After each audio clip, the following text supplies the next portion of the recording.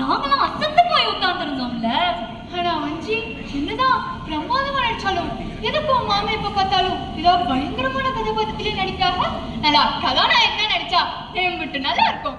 இவரு யமனா நடிச்சாலே எல்லாரும் இவரு கூத்த பார்த்துட்டு திட்டுறாங்க புள்ள. அந்த ராக்காயாத்தா இருக்குல்ல, யாரு? அத்தாண்டி அந்த தண்டட்டி கிழவி. ஆமா. ஐயா யமன் வந்துட்டாண்டி, இப்படி ஒரு புண்ணியம் புருஷனோட உசுர தூக்கிட்டு போக வந்துட்டானே, இவெல்லாம் நல்லா இருப்பானா அழிஞ்சு போயிடுவான்னு சொல்லிக்கிட்டு போன கூத்து நடந்தது ஒப்பாரி வைக்குது. அவரை கதாநாயகனா பார்க்கணும்னு எனக்கு மட்டும் ஆசை இருக்காதா என்ன? நானும் இத அவர்கிட்ட பல தடவை சொல்லிவிட்டேன். மனுஷன் கேக்குறதா இல்லையே, இன்னைக்கு வரட்டும் ரெண்டுல ஒண்ணு கேட்டு போட்டுறேன்.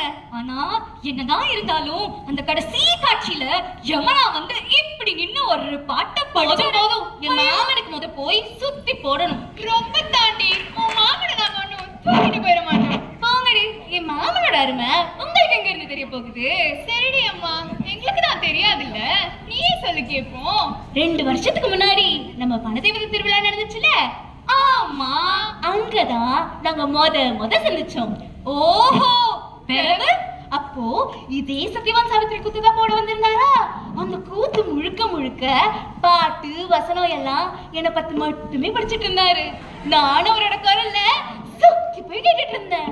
2 நாள் பிறகு அந்த அருவி ஓரமா சந்திச்சோம். பார்த்த உடனே ஏ முல்ல என்ன கட்டுக்கிறியா அப்படின்னு கேட்டு விட்டாரு. நான் பாதியே பேசினேன். அவங்க இருந்து ஒரே ஆட்டம். அடுத்த நாள் பார்த்தா என் வீட்டுக்கு வந்து பொண்ணு கேட்டு விட்டாரு. அப்புறம் என்ன, வஞ்சிக்கு கல்யாணம் தான். அட்டச்சே, அவ்வளவுதானா? நான் கூட மாமா ஏதோ பெருசா காதெல்லாம் பண்ணி கல்யாணம் கட்டி இருப்பாருல நினைச்சேன். இப்படி பட்டுன்னு சொல்லி முடிச்சிட்டாரு. எங்க காதல் கதையை கேட்டுப்புட்டு ஏண்டி இப்படி மூஞ்சி சுழிச்சுக்கிற? என் மாமனோட அருமை உங்களுக்கு எங்க இருந்து தெரிய போகுது?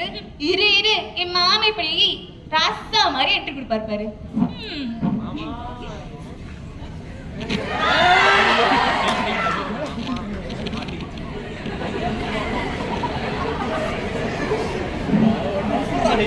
Thank you.